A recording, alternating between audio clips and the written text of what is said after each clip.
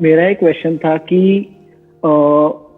Like कुछ भी कोई कॉम्प्लेक्स प्रॉब्लम आती है कि कोई भी जिसमें I have to think a lot, क्योंकि और अभी इतनी सारी मतलब everything is so convenient to अस।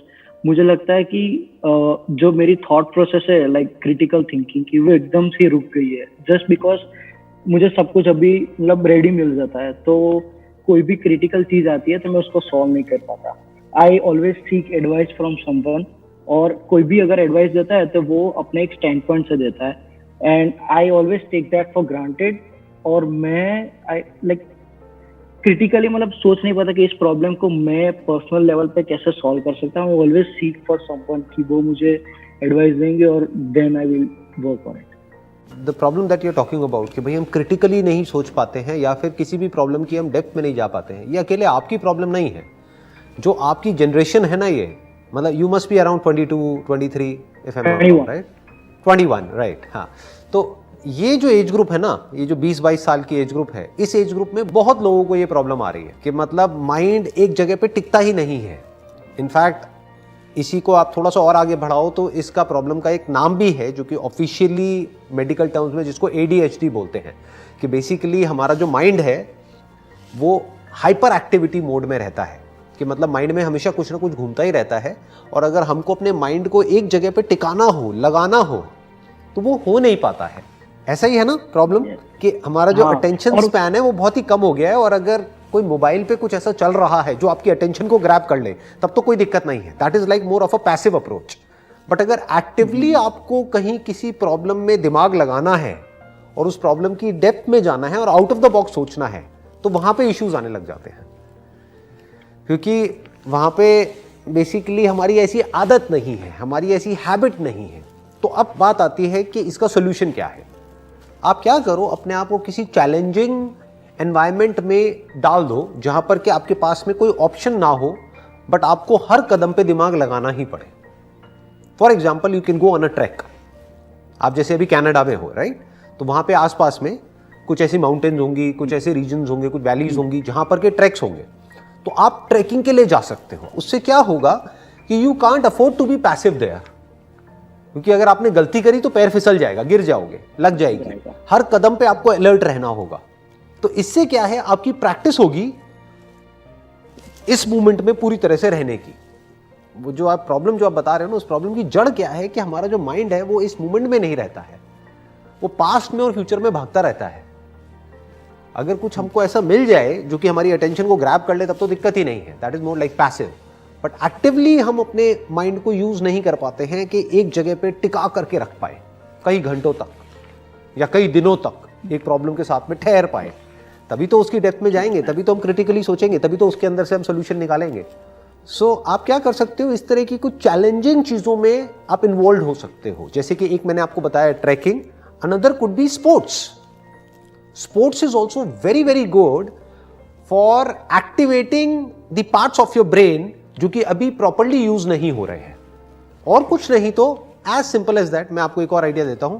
कोई बुक है, मान लो आपने कोई बुक पढ़ी, तो उस बुक की आप एक समरी बना करके यूट्यूब पे अपलोड कर सकते हो। अब आपका सवाल होगा कि इससे क्या फायदा होगा, कौन देखेगा, कौन नहीं देखेगा। That is not important. Important is कि आप एटलीस्ट कुछ एक्टिवली कर रहे हो। वो यूट्यूब चैनल ग्रो होगा या नहीं होगा, आई डोंट नो, वो किसी को नहीं पता।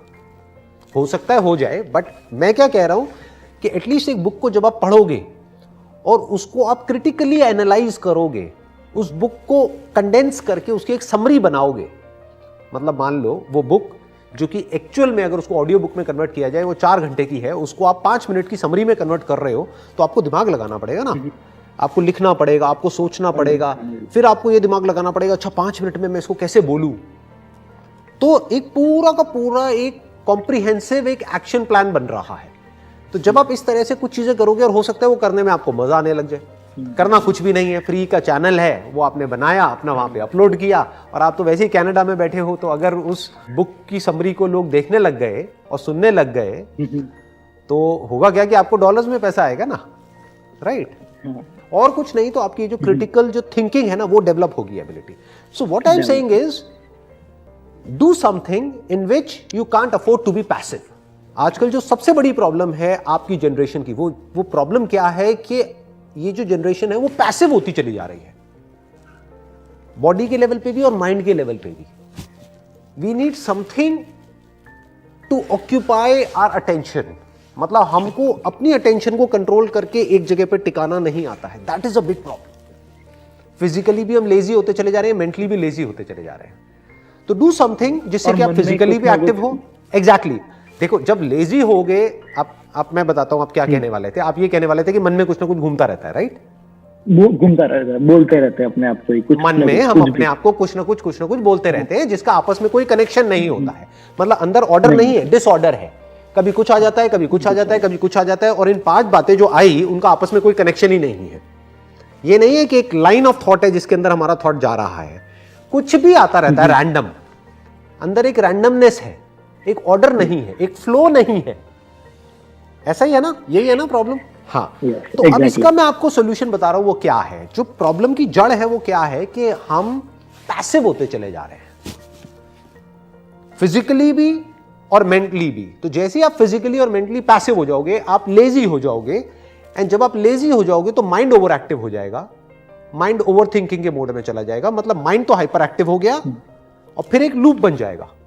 माइंड जितना ओवर एक्टिव होता चला जाएगा उतना ही फिजिकली आपको बुरा लगेगा। जितना फिजिकली बुरा लगेगा, अब आपके उल्टे इमोशंस और फीलिंग्स भी ट्रिगर हो जाएंगे।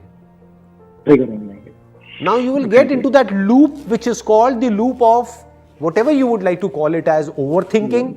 उसी को और आगे एक्सटेंड कर दो तो anxiety related to future, depression related to the past, and uncertainty about the present कि अभी क्या हो रहा है। तो हम हर तरफ से फंस गए। तो मैं आपको इसका सॉल्यूशन बता रहा हूं कि सॉल्यूशन क्या है। फिजिकली एक्टिव हो जाओ, वो कैसे होना है वो आपकी चॉइस है, वो आपकी कॉल है। फिजिकली एक्टिव हो जाओ, मेंटली एक्टिव हो जाओ, not in the sense of over thinking. Mentally active का लोग गलत मतलब निकाल लेते हैं। वो कहते हैं यार मेंटली तो पहले से ही बहुत एक्टिव है, बहुत कुछ घूमता रहता है माइंड में। नहीं, वो चिंता है। मैं जिसकी बात कर रहा हूं वो चिंतन है। दोनों में बड़ा फर्क है। एक होता है चिंता, कि हमको चिंता हो रही है कि कल क्या होगा, कल ऐसा क्यों हुआ, ये क्या हो रहा है, वो क्या हो रहा है, ये कैसे होगा, वो कैसे होगा। ये सब चिंता है, ये स्ट्रेस है। मैं जिसकी बात कर रहा हूं वो चिंतन है। चिंतन मतलब thinking, critical thinking, logical thinking, analytical thinking, and if required imaginary thinking. बहुत बार आपको चीजें इमेजिन करनी होती है। जैसे अगर आप कोई बिजनेस कर रहे हो या कुछ भी कर रहे हो तो वहां पे इमेजिनेशन का भी एक बहुत बड़ा रोल है, बट वो हमारे कंट्रोल में होना चाहिए। ऐसा नहीं कि कुछ भी इमेजिनेशन हमारी माइंड में आ रही है, कुछ भी सपने आ रहे हैं उल्टे सीधे और फिर हम उसी से डर रहे हैं, कुछ भी उल्टा पुल्टा घूम रहा है। आप समझ गए? तो ये अकेले आपकी प्रॉब्लम नहीं है, सबकी है। और इसका यही सॉल्यूशन है कि हमारी बॉडीज बनी है एक्टिव रहने के लिए। जितनी आपकी बॉडी एक्टिव हो जाएगी आपका माइंड पीसफुल हो जाएगा। अब उस पीसफुल माइंड को एंजॉय नहीं करना है, उस पीसफुल माइंड को यूज करो किसी ढंग की जगह पे माइंड को लगाने के लिए, ताकि माइंड की भी मसल स्ट्रांग हो। जैसे बॉडी की मसल स्ट्रांग होती है ना, ऐसी माइंड की भी मसल स्ट्रांग होनी चाहिए। That should be the focus, that should be the goal. और उसमें अपने आप को चैलेंजिंग जगहों पे डालो। हम लोग चैलेंजेस को अवॉइड कर रहे हैं। फॉर एग्जाम्पल, आपको डर लगता है प्रेजेंटेशन देने में। मैं एक एग्जाम्पल ले रहा हूं कि लोगों के सामने बोलने में डर लगता है, फियर ऑफ पब्लिक स्पीकिंग। बहुत लोगों के अंदर ये डर होता है। और कुछ नहीं तो एक कैमरा लगाओ। कैमरा भी क्या लगाना है, आजकल तो मोबाइल में सबके कैमरा है। मोबाइल लगाओ और अपनी एक प्रेजेंटेशन दो। अपने आप को चैलेंज करो कि आज मुझे क्या करना है। आज मुझे एक प्रेजेंटेशन तैयार करनी है 5 मिनट की। उसको कौन देखेगा, दैट इज नॉट इंपॉर्टेंट। कोई नहीं देखेगा, मैं खुद देखूंगा। मैं देखूं तो सही, मुझे पता तो लगे मेरा लेवल क्या है। ये गेटिंग? हाँ, तो कुछ ऐसी चीजें करनी होती हैं। जरूरी नहीं है कि वो एक पैटर्न में हो या वो बिल्कुल उस तरीके से हो जिस तरीके से सब करते हैं। यानी कि मैं ये करूंगा, मैं ये करूंगा, फिर मैं जॉब करूंगा। ये तो सभी सोच रहे हैं ना इस तरीके से। मैं क्या कह रहा हूं, do something which challenges you as a person, जो आपकी लिमिट्स को पुश करने के लिए आपको इंस्पायर करे। और रोज आप कुछ ऐसा करो जिसमें कि आपको मजा भी आए और आप बेटर होते चले जाओ डेली बेसिस पे। इस तरह से अगर आप सोचते रहोगे ना, तो आप खुद देखोगे कि जो आने वाले 1-2 साल बाद आप बन जाओगे वो उससे बहुत अलग होगा जो अभी आप करेंटली हो। That will be a much better version. जैसे वर्जन आते हैं ना एप्स में, ऐसे ही आपका एक नया वर्जन आएगा। हाँ, कोशिश करो हर हफ्ते में या हर महीने आपका एक नया वर्जन आना चाहिए। वर्जन 2.0, 3.0, 4.0, मे बी 100.0, व्हाटएवर, चलने दो ना, आगे बढ़ने दो। तो अपने वर्जन को कॉन्स्टेंटली इंप्रूव करते रहो, उस पर फोकस रखो। Yes.